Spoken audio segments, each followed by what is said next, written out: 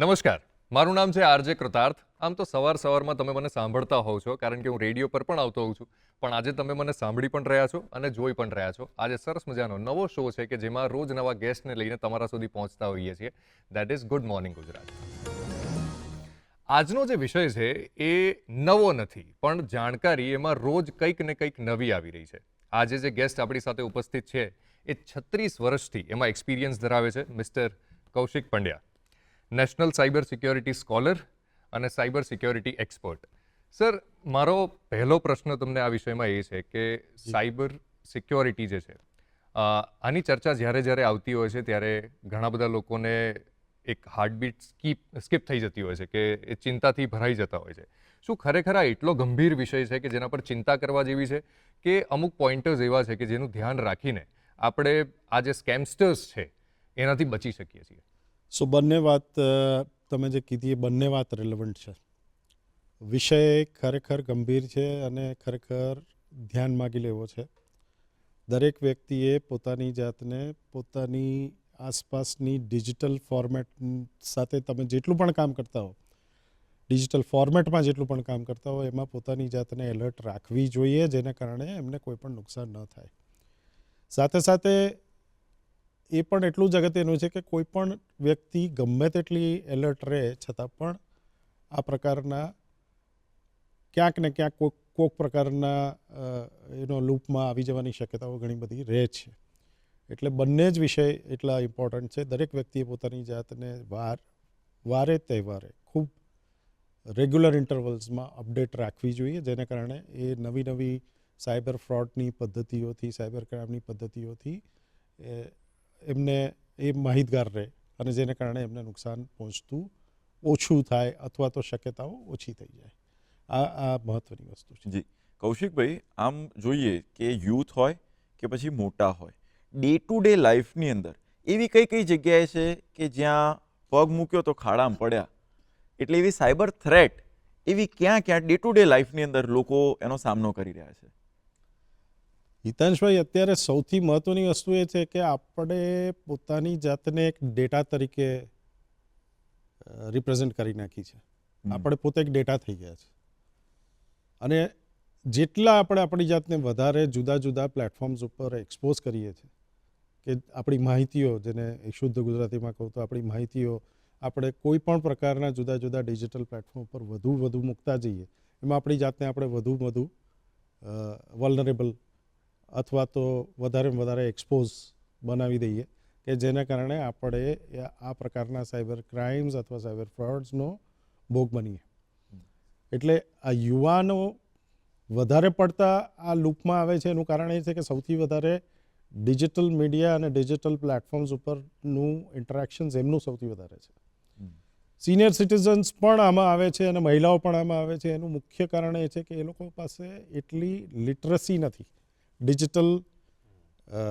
Digital પ્લેટફોર્મને કેવી રીતે ઉપયોગ કરવો અને કયા લિમિટેશન સાથે ઉપયોગ કરવો, ક્યાં કેટલી પોતાની જાતને એક્સપોઝ કરવી, ક્યાં ન કરવી, કઈ પ્રકારની ઇન્ફોર્મેશન મૂકવી, કઈ પ્રકારની ઇન્ફોર્મેશન ન મૂકવી, આ બધું સિનિયર સિટીઝન્સને આવડતું નથી હોતું.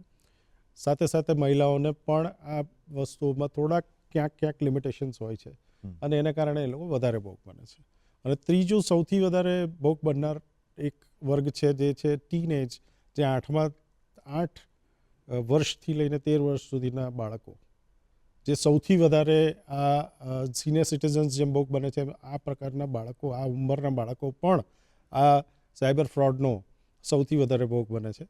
એટલે ક્યાંય કોઈ પણ વ્યક્તિ, કોઈ પણ ઉંમરની વ્યક્તિ આ પ્રકારના ફ્રોડથી બચતી નથી, એવું અમારું ઓબ્ઝર્વેશન છે.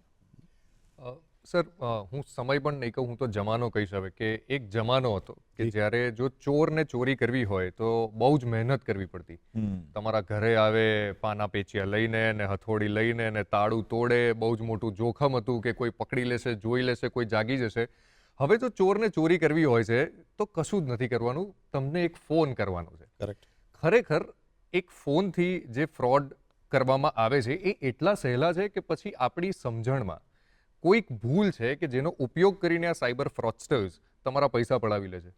બિલકુલ, તમે કીધી એકદમ સાચી વાત છે કે એટલું સહેલું નથી. એક ફોનથી કોઈ પણ વ્યક્તિને ફ્રોડ કરી લેવી એટલું સહેલું નથી. પણ આ લોકો જે સાયબર ફ્રોડસ્ટર્સ જે છે એ લોકો પ્રોપર હોમવર્ક કરીને આવે છે. એ લોકો પાસે દાખલા તરીકે કૃતાર્થભાઈને મારે કોઈ પણ પ્રકારની ટ્રેપમાં લઈ લેવા છે સાયબર ફ્રોડના, તો મારી પાસે તમારી બધી જ ઇન્ફોર્મેશન હોય કે તમારું આધાર કાર્ડ ક્યાં છે, તમારું આધાર કાર્ડ નંબર શું છે, તમારો ફોન નંબર શું છે, તમારા બેંક એકાઉન્ટના નંબર શું છે, તમારા કઈ બેંકમાં એકાઉન્ટ્સ છે, તમે ક્યાં રહો છો, તમારા ફેમિલીમાં કોણ છે, આ બધી ઇન્ફોર્મેશન આજના સોશિયલ મીડિયાના જમાનામાં કોઈ પર્ટિક્યુલર વ્યક્તિને ટાર્ગેટ કરીને ગેધર કરવી કે કલેક્ટ કરવી એ બહુ મુશ્કેલ વાત નથી, જો કોઈ એની પર ફૂલ ફોકસ્ડ એક્ટિવિટી કરે તો. અને એ જ થાય છે કે આવી કોઈ વ્યક્તિઓને, એટલે દાખલા તરીકે સાયબર એક કોઈ પણ પ્રકારનો ડેટા એમને મળ્યો સાયબર ફ્રોડસ્ટર્સને, તો એ ડેટામાં સ્ક્રુટિની થાય કે આમાં આ ઉંમરના લોકો, દાખલા તરીકે મારા ફાધર 84ની ઉંમરે ગુજરી ગયા, પણ મેં એક માર્ક કર્યું હતું કે લગભગ 78થી લઈને 84 વર્ષ સુધીની એમની જે ઉંમર હતી એ ઉંમરગાળામાં ખૂબ એમની પર આવા પ્રકારના એટેમ્પ્ટ કરવામાં આવતા હતા કે ભાઈ અમને ક્યાંક ને ક્યાંક ટ્રેપમાં લઈ શકાય અને ક્યાંક ને ક્યાંક એમની પાસેથી પૈસા પડાવી શકાય. So the point is very simple કે તમે આ લોકો ખૂબ મહેનત કરે છે, ખૂબ એફર્ટ કરે છે અને એના પછી એ જે તે વ્યક્તિ ઉપર ટાર્ગેટ કરે છે. અને જ્યારે તમે કોઈને આને અમે સ્ફિયર ફિશિંગ કહીએ, એટલે કે તમે પ્રેક્ટિકલ સેન્સમાં કોઈ એક વ્યક્તિને પૂરતી ઇન્ફોર્મેશન સાથે એને એટેક કરો ત્યારે એ વ્યક્તિને તમારો શિકાર બનાવવાની શક્યતાઓ વધી જાય. એટલા માટે અમે એને સ્ફિયર ફિશિંગ કહીએ કે આપણે જેમ આદિવાસીઓ ભાલો લઈને આમ નદીમાં આમ જોતા હોતા ફરે ને એક ભાલો મારીને એક માછલી ઉપાડી લે, so that is spear fishing. અને એવું આપણે એ માછલી છીએ અને આ લોકો ભાલો લઈને ફરતા હોય છે અને ગમે તેને ઉપાડી શકે. સાદામાં સારી ભાષામાં એક ઉદાહરણ તરીકે હું આ વસ્તુ કહી શકું. એટલે બિલકુલ ખરી વાત કહી, પણ એવું પણ બનતું હોય, એટલે ઇનફેક્ટ એવું બે ને કે આર્ટિફિશિયલ ઇન્ટેલિજન્સના કારણે કઈ કઈ જગ્યાએ લૂપ હોલ્સ છે લોકોના પ્રાઇવસી સેગમેન્ટની અંદર, એ ખબર પડી જતી હશે, બરાબર ને? ખબર પડે, પણ એ ખબર પડવાના ચાન્સીસ જો તમે ખૂબ ઊંચા લેવલ ઉપર એલર્ટ હો તો પડે, અધરવાઇઝ ના પડે. અચ્છા. અને આમ જોઈએ તો ઘણું યુથ છે જે પબ્લિક ટ્રાન્સપોર્ટનો યુઝ કરતો હોય, ઇનફેક્ટ પબ્લિક જ્યાં વધુ રહેતો ત્યાં પબ્લિક વાઈફાઈનો પણ યુઝ થતો હોય. તો અત્યારે તો એવું છે કે નેટ મફતમાં મળે ને તો બોસ લઈ જ લેવું છે, પણ પબ્લિક વાઈફાઈ યુઝ કરતી વખતે કઈ કઈ બાબતો ધ્યાનમાં રાખવી જોઈએ? એટલે હું એવું માનું છું કે આપણા દેશમાં લગભગ 200 જેટલા દેશ છે કન્ટ્રી આખા વર્લ્ડમાં, એમાંથી આપણા દેશમાં કદાચ ઇન્ટરનેટ સસ્તામાં સસ્તું અવેલેબલ છે. તો શેના માટે આપણે જે ડેટા પેકેટ્સ આપણી પાસે આપણા મોબાઈલ થ્રુ જે આપણને યુઝ કરવા મળે છે મિનિમમ કોસ્ટ ઉપર, એ છોડીને આપણે શેના માટે ઓપન વાઈફાઈમાં જઈએ છીએ? હવે ઓપન વાઈફાઈમાં જ્યારે પણ જઈએ, કારણ કે લાલચ વસ્તુ એવી છે કે ભાઈ શું કરો આટલા પણ રૂપિયા, 10 રૂપિયાનું એક ડેટા પેક મળતું હોય તો એ પણ નથી ખરીદવું લોકોને. અને private not private but open wifi નેટવર્ક્સમાં એમને લોગિન થવું છે, ટ્રેન ઉપર હોય કે કોઈ પણ બીજી જગ્યાએ હોય, ગમે ત્યાં. તો એ ડેટામાં એ પ્રકારના વાઈફાઈ નેટવર્ક્સમાં, ઓપન વાઈફાઈ નેટવર્ક્સમાં તમે જે કંઈ પણ ડેટા મૂકો છો, પછી એના પરથી તમે ફેસબુક ઉપર કંઈ ઓપરેશન્સ કરતા હો કે ઇન્સ્ટા ઉપર કંઈ ઓપરેશન્સ કરતા હો કે તમે બીજા કોઈ પણ સોશિયલ મીડિયા ઉપર કરતા હો, એ બધા જ ડેટા જે તમે એ પર્ટિક્યુલર પ્લેટફોર્મ પર પોસ્ટ કરો છો ને, એ વચ્ચેથી કોઈ વ્યક્તિ એ પોતાની પાસે રાખે એવી પૂરેપૂરી શક્યતાઓ. અને સાથે સાથે એમાં તમે કોઈ પ્રાઇવેટ પોતાના ઓપરેશન્સ પણ કરતા હો, દાખલા તરીકે તમે એ વાઈફાઈનો ઉપયોગ કરીને તમે જો બેન્કિંગ ઓપરેશન કર્યા, તો એ બેન્કિંગના તમારા પાસવર્ડ સાથે, તમારા બેંક એકાઉન્ટ સાથે બધી જ ઇન્ફોર્મેશન એ લોકો રેકોર્ડ કરે, આવી પૂરેપૂરી શક્યતાઓ. સો મારું કાયમના માટે એક ઇન્સિસ્ટન્સ હોય છે જનરલ પબ્લિકને, સામાન્ય વ્યક્તિને, કે ક્યારેય કોઈ પણ જગ્યાએ પબ્લિક વાઈફાઈનો ઉપયોગ ન કરવો. જરૂર પડે ને જો કમ્પલસરી તમારે જો એ કરવું પડે, જ્યારે તમારી પાસે કોઈ પણ પ્રકારનો ડેટા ન હોય ને તમારે પ્રાઇવેટ ઓપન વાઈફાઈ યુઝ કરવું જ પડે, તો એની પર પ્રાઇવેટ ઓપરેશન્સ, બેન્કિંગ કે એવા કોઈ પણ એવા ઓપરેશન્સ ન કરવા કે જેના કારણે તમારી કોઈ પણ સેન્સિટિવ ઇન્ફોર્મેશન આ પ્લેટફોર્મ્સ ઉપર લીક થઈ શકે. So you need to be careful about that. બિલકુલ. સર, આપણે ઘણી વખત આ ન્યૂઝ સાંભળતા હોઈએ છીએ કે ફેસબુક જે છે એનો ડેટા ચોરી થઈ ગયો, વોટ્સએપનો ડેટા ચોરી થઈ ગયો, જી તો આ ડેટા જ્યારે ચોરી થાય છે તો કયા પ્રકારની માહિતી સ્કેમસ્ટર સુધી પહોંચતી હોય છે? એટલે હું એક એક્ઝામ્પલ આપું, તમે મને કહેજો કે હું સાચો છું કે ખોટો છું. જો હું ફેસબુક માર્કેટ પ્લેસ પર જઈને મારા ક્રેડિટ કાર્ડ વડે કોઈ ટ્રાન્ઝેક્શન કરું છું, કાં તો વોટ્સએપ પર કોઈકનો QR કોડ મંગાવીને એમને પેમેન્ટ કરું છું, તો મારી બેન્કિંગ ડિટેલ્સ મે બી એવી પોસિબિલિટી છે કે પોર્ટલ પર સેવ્ડ હોય. તો જ્યારે આપણે આ ન્યૂઝ સાંભળતા આવીએ કે આ ડેટા ચોરી થઈ ગયો, ત્યારે આ બધી જ ઇન્ફોર્મેશન સ્કેમસ્ટર સુધી પહોંચી જતી હોય છે? That depends. એટલે જે વ્યક્તિ અથવા જે પ્લેટફોર્મ ઉપર તમે ટ્રાન્ઝેક્શન કરો છો એ તમારો ડેટા કેવી રીતે કેપ્ચર કરે છે એની પર એ વસ્તુ લીક થવાની શક્યતાઓ છે. સૌથી પહેલાં તો એક વાત જણાવી દઉં કે કોઈ પણ પ્રકારના પ્લેટફોર્મ ઉપર નવા RBIના નોર્મ્સ મુજબ કોઈ પણ પ્લેટફોર્મ પર તમે ક્રેડિટ કાર્ડ અથવા કોઈ પણ રીતે પેમેન્ટ પ્રોસેસ કરો તો એની ઇન્ફોર્મેશન તમારે સેવ કરવી અથવા ન કરવીનો ઓપ્શન આપવામાં આવે છે. હવે પહેલાં એવું હતું કે તમારે કમ્પલસરી કાર્ડ સેવ કરવું પડતું હતું. હવે એવું છે કે તમે કાર્ડ કમ્પલસરી તમારે ક્રેડિટ કાર્ડ, ડેબિટ કાર્ડ કોઈ પણ રીતે તમે ઇવન UPI તમે કોઈ પણ ડેટા તમે કોઈ પણ રીતે તમે પ્રોસેસ કરો એ ફાઇનાન્શિયલ ટ્રાન્ઝેક્શન, તો એને સેવ કરવાની જરૂર નથી. અને એ પ્રેક્ટિસ જો તમે એવું રાખો કે દર વખતે જે પેલા 16 આંકડા નાખવાના હોય એ નાખી દો અને એક પાછળથી 3 બીજા આંકડા પણ નાખો તો કદાચ તમે તમારી લાઈફ વધારે સારી રીતે બચાવી શકો. એટલે જનરલી એવા ક્યાંય આંકડાઓ નાખવા નહીં. તમારા પ્રશ્નનો ઉત્તર આપું તો જે ડેટા હોય છે એ ડેટામાં ડિપેન્ડિંગ ઓન ધ પ્લેટફોર્મ અલગ અલગ પ્રકારની ઇન્ફોર્મેશન એ લોકો ગેધર કરતા હોય છે. એમાં કેટલાકમાં મેન્ડેટરી હોય છે, કેટલાક નોન મેન્ડેટરી હોય છે કે આ વસ્તુઓ તમારે આ માહિતી તો તમારે આપવી જ પડશે. કે દાખલા તરીકે તમારું જેન્ડર શું છે, કે તમારી ડેટ ઓફ બર્થ શું છે, કે તમારું, તો એ જે ઇન્ફોર્મેશન મેન્ડેટરી હોય તમે આપો. પણ જે નોન મેન્ડેટરી હોય એ ભરવાની જરૂર નથી. કારણ કે એ ઇન્ફોર્મેશન પણ જો એ લોકોની પાસે આવે તો અને એ ડેટા જો બ્રીચ થાય, એ ડેટા જો ચોરી થઈ જાય તો એ સીધો અવેલેબલ ડેટા એ ફ્રોડસ્ટર્સના હાથમાં મળે અને પછી એ ડેટા વેચાય અને એ ડેટા ઉપરથી તમારી બધી જ વસ્તુઓને એક્સેસ કરવાની કોશિશ કરવામાં આવે. કારણ કે કેટલીક જગ્યાએ ડેટા, હવે લોકોને એવી પ્રેક્ટિસ છે ક્યાંય પણ જાય ને ત્યાં ખિસ્સામાં આધાર કાર્ડ લઈને જાય. હવે મને સમજ નથી પડતી કે શેના માટે આધાર કાર્ડ આપવું. કારણ કે પ્રેક્ટિકલ સેન્સમાં તમારે ID આપવાની છે. તમારે આધાર કાર્ડ આપવું જરૂરી નથી. તમે કાં તો તમારું ડ્રાઇવિંગ લાઇસન્સ આપો, કાં તો તમારું ઇલેક્શન કાર્ડ આપો. એવી કોઈ વસ્તુ આપવાની જરૂર નથી કે જેના કારણે તમારી આઈડેન્ટિટીને કાલ ઉઠીને કોઈ એનો દુરુપયોગ કરી શકે એવું બને. એવી કોઈ પણ પ્રકારની આઈડેન્ટિટી, પાસપોર્ટ નહીં આપવો, આધાર કાર્ડ નહીં આપવું. છતાં પણ જો માની લો કે આધાર કાર્ડ આપવું હોય તો આધાર કાર્ડનું હવે એક માસ્ક વર્ઝન અવેલેબલ છે કે જેમાં 12 ડિજિટની જગ્યાએ ફક્ત છેલ્લા 4 ડિજિટ જ દેખાય, આગળના 8 ડિજિટ ન દેખાય. તો એવું પણ આધાર કાર્ડ વાપરી શકાય. પણ ડિપેન્ડ્સ ઓન તમે કયા પ્લેટફોર્મ ઉપર છો ને એ લોકો કઈ પ્રકારનો ડેટા તમારી પાસેથી જ્યારે તમે એ પ્લેટફોર્મ પર રજિસ્ટર થાવ છો ત્યારે માગે છે, એ મુજબ એ ડેટાની વલનરેબિલિટી ડિસાઇડ થતી હોય છે. અને જ્યારે મોટા પ્લેટફોર્મ્સ ઉપર ડેટા બ્રીચ થાય, દાખલા તરીકે ફેસબુક છે કે એવા કોઈ પણ મોટા પ્લેટફોર્મ પર લાખોની સંખ્યામાં કે કરોડોની સંખ્યામાં ડેટા ચોરાય ત્યારે ઘણી બધી ઇન્ફોર્મેશન ઇન્ડિવિજ્યુઅલની જતી હોય છે. અને એવું કહી શકાય કે હું મારી જાતને પણ એવું ન કહી શકું કે મારી ઇન્ફોર્મેશન અવેલેબલ નથી. હું જો સોશિયલ મીડિયા પર બિલકુલ ઝીરો હોઉં તો એવું શક્ય છે કદાચ કે બને કે ભાઈ મારી ઇન્ફોર્મેશન એ લોકોને ન મળે. બાકી હું ક્યાંય પણ સોશિયલ મીડિયા પર કનેક્ટેડ હોઉં તો એ ઇન્ફોર્મેશન ઇઝીલી કેટર થઈ શકે એવી હોય છે.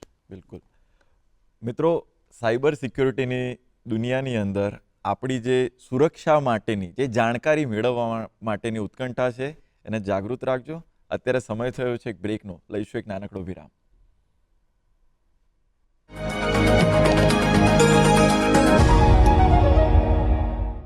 મિત્રો, બ્રેક બાદ ફરી એકવાર ગુડ મોર્નિંગ ગુજરાતમાં આપનું સ્વાગત છે.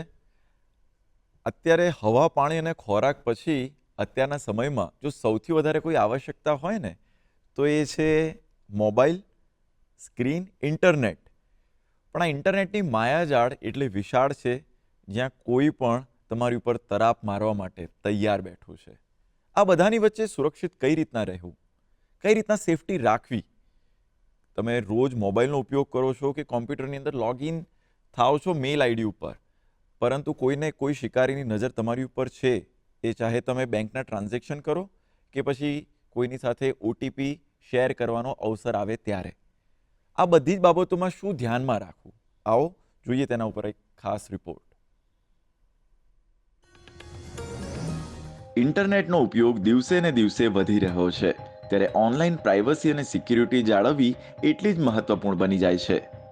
મોસ્ટલી અત્યારે ઇન્ટરનેટ ઉપર મુખ્યત્વે જે લોકોને સૌથી વધારે પરેશાન કરતી સમસ્યા છે એ ફાઇનાન્શિયલ ફ્રોડ્સની છે, અને એ ઉપરાંત પર્સનલ આઈડેન્ટિટી લોસ અને પર્સનલ આઈડેન્ટિટી થેફ્ટ આ બે એક સૌથી વધારે પ્રિવેલન્ટ પ્રોબ્લેમ્સ અત્યારે છે.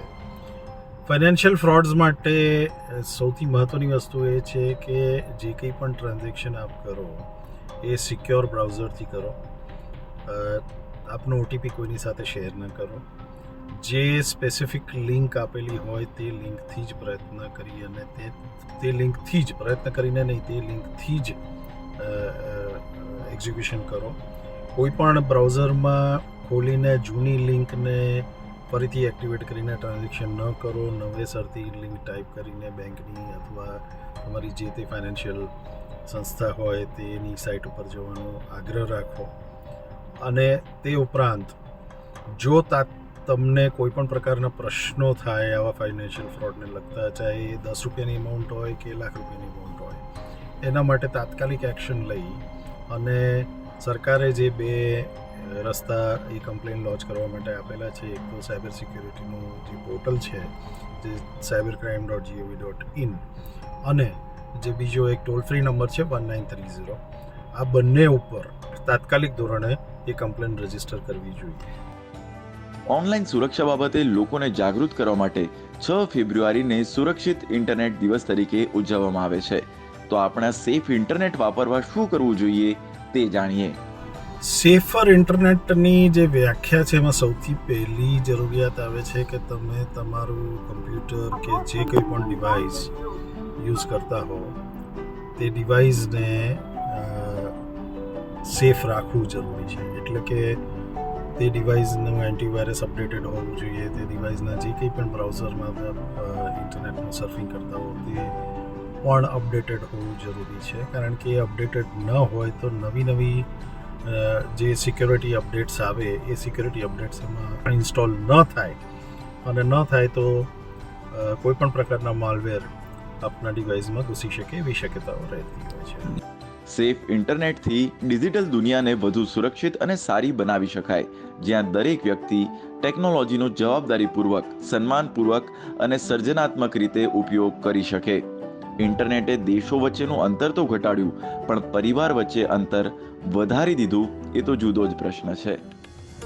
તો આ ડિજિટલ સેફટીના જેટલા પણ પાસાઓ આપણે જોયા ને, જો એને ધ્યાનમાં રાખીશું ને તો આપણે ડિજિટલી સેફ રહીશું, અને સેફ રહીશું ને તો આપણે આપણું જીવન ખૂબ સારી રીતના પસાર કરી શકીશું. કૌશિકભાઈ, આજે જે ડિજિટલ સિક્યોરિટી, સાયબર સિક્યોરિટીને પણ લઈને વાત કરવામાં આવી, પરંતુ સાથે સાથે અત્યારે એક સૌથી મોટી ચેલેન્જ રહેતી હોય આર્ટિફિશિયલ ઇન્ટેલિજન્સ, એના માધ્યમથી કઈ રીતના હેકિંગ કે આ તે કરવામાં આવતું હોય? બહુ સરસ સવાલ છે હિતાંશભાઈ. એકચ્યુઅલી આર્ટિફિશિયલ ઇન્ટેલિજન્સ એ એક એવું કહી શકાય કે એક વરદાન છે અને સાથે સાથે એક શ્રાપ પણ છે, હું માનું છું. કારણ બહુ સિમ્પલ છે કે આજે કોઈ પણ વ્યક્તિનો ડેટા કેપ્ચર કરીને, ડેટા એટલે કે દાખલા તરીકે મારો વોઇસ ડેટા, જે મેં પહેલાં કીધું કે આપણે બધા જ એક ડેટા બની ગયા છીએ. આપણે ડિજિટલ ડેટા છીએ, આપણે વોઇસ ડેટા છીએ, આપણે આપણા ફંક્શનલ ડેટા છીએ, જુદી જુદી પ્રકારની ડેફિનેશન્સ એમાં આપી શકાય એમ છે. મારા અવાજનું રેકોર્ડિંગ કરીને કે મારી અત્યારે આપણે જે આ પ્રોગ્રામ રેકોર્ડ કરી રહ્યા છીએ એ પ્રોગ્રામમાં મારા વિડીયોના રેકોર્ડિંગ કરીને, એ વિડીયોને રિપ્રોડ્યુસ કરીને કે મારા અવાજને રિપ્રોડ્યુસ કરીને બહુ જ સારી રીતે અને બહુ જ ઇઝીલી એક્ઝેક્ટલી એની જ વસ્તુ મારી ગેરહાજરીમાં પણ કરી શકાય છે. બિલકુલ. અને જ્યારે હું તો ચલો એક સામાન્ય માણસ છું, પણ જ્યારે કોઈ મોટી વ્યક્તિના ડેટા અને આ બધી વસ્તુઓ જ્યારે કેપ્ચર કરીને એનો દુરુપયોગ કરવામાં આવે ત્યારે એની પર એટેન્શન આવતું હોય છે. પણ જ્યારે સામાન્ય વ્યક્તિના ફેમિલીને લગતું અથવા એના બિઝનેસને લગતું અથવા એના આસપાસના સરાઉન્ડિંગને લગતું જ્યારે આવી કોઈ પ્રકારના ફ્રોડ એઆઈની મદદથી કરવામાં આવે તો એ અનનોટિસ જાય છે અને લોકો એ ટ્રેપમાં બહુ ઇઝીલી આવી જાય છે. કારણ કે જો મારા અવાજમાં મારી ઓફિસના કોઈ પણ વ્યક્તિને અથવા મારા ઘરની કોઈ પણ વ્યક્તિને જો મોબાઈલ ઉપરથી એવું કહેવામાં આવે કે ભાઈ મારો મોબાઈલ ખોવાઈ ગયો છે અને હું તમને બીજા ફોનથી વાત કરી રહ્યો છું અને મને મારું ક્યાંક ગયો છું, બહારગામ છું, મારી વસ્તુ પડી ગઈ, ખોવાઈ ગઈ અને મારે તાત્કાલિક આટલા પૈસા જોઈએ છે, મને આ ખાતામાં આ રીતે ટ્રાન્સફર કરો, તો જો માણસ એલર્ટ હોય તો એમ કે સારું હું રિવર્ટ કરું છું અને પછી સામેથી ફરીથી મારા મોબાઈલ ઉપર ફોન કરે.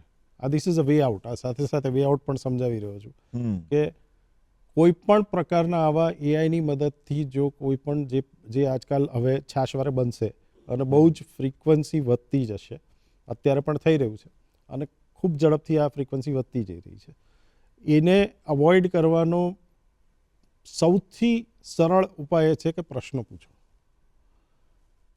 તમારી જાતને પ્રશ્ન પૂછો કે આવું થઈ શકે, કે આવું હોઈ શકે, અને સામે જે સંલગ્ન વ્યક્તિ હોય કે દાખલા તરીકે તમારા ઘરને ફ્રોડ કરવાનો કે તમારા ફેમિલી મેમ્બર્સને ફ્રોડ કરવાની કોશિશ કરવાની તો એમને પ્રશ્ન પૂછો, સામે ફોન કરો.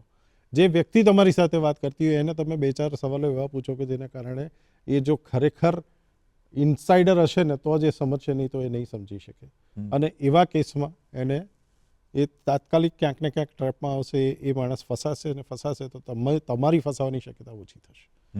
એટલે એઆઈ એક મોટું દૂષણ છે એવું નથી કહેતો, એટલા જ ફાયદાઓ છે, કદાચ ફાયદાઓ વધારે છે, પણ એના એવા દૂષણો અત્યારે દેખાઈ રહ્યા છે કે જેના દુરુપયોગો ગુનેગારો, હું કાયમ આ એક એક્ઝામ્પલ આપું છું કે સ્કડ મિસાઇલ પહેલાં શોધાયું, પછી પેટ્રોઇડ શોધાયું સ્કડને મારવા માટે. એમ ગુનેગારો હંમેશા એક ડગલું આગળ હોય અને એ ગુનેગારોને પકડવા માટે પછી આપણે કંઈક નવી ટેકનિક અથવા એ ટેકનિક એ લોકો કેવી રીતે એડપ્ટ કરે છે એ શોધી અને પછી એને બ્લોક કરવાની કોશિશ કરીએ. So we need to be alert. આપણે પોતાની જાતને કાયમને માટે એલર્ટ મોડમાં રાખવી પડે કે આ સાચું હશે, ખોટું હશે, અને સાચું ને ખોટાની ખરાઈ કર્યા પછી જ આવા પ્રકારના કોઈ પણ ફિનાન્શિયલ અથવા નોન ફિનાન્શિયલ પણ જે તમને ડેમેજ કરી શકે એવા કોઈ પણ જો એક્ઝિક્યુશન તમારે ટ્રાન્ઝેક્શન્સ કરવાના આવે તો અવોઇડ કરવું. કૌશિકભાઈ, અત્યારે જે ડિજિટલ અરેસ્ટની ઘટનાઓ સામે આવી છે એનાથી બચવા માટે શું ધ્યાનમાં રાખવું જોઈએ, શું કરવું જોઈએ? સૌથી પહેલાં તો હિતાંશભાઈ મહત્વની વસ્તુ એ છે કે આપણા દેશના કાયદામાં ક્યાંય ડિજિટલ એરેસ્ટનું પ્રાવધાન જ નથી. લોકોને આ વસ્તુ ખબર જ નથી. આપણા કાયદામાં ખાલી 2 વસ્તુનું પ્રાવધાન છે કે એક તો તમે ડિજિટલ વોરંટ, અને આ પણ જ્યારે કોવિડનું સમય હતો ત્યારે આ પ્રોવિઝન કરવામાં આવ્યું કે લોકોને ડિજિટલ વોરંટ આપી શકે અને જો કોઈ પણ પ્રકારના કેસની મુદત હોય અને કેસ ચલાવવો પડે તો એને ડિજિટલ ફોર્મેટમાં ચલાવી શકે.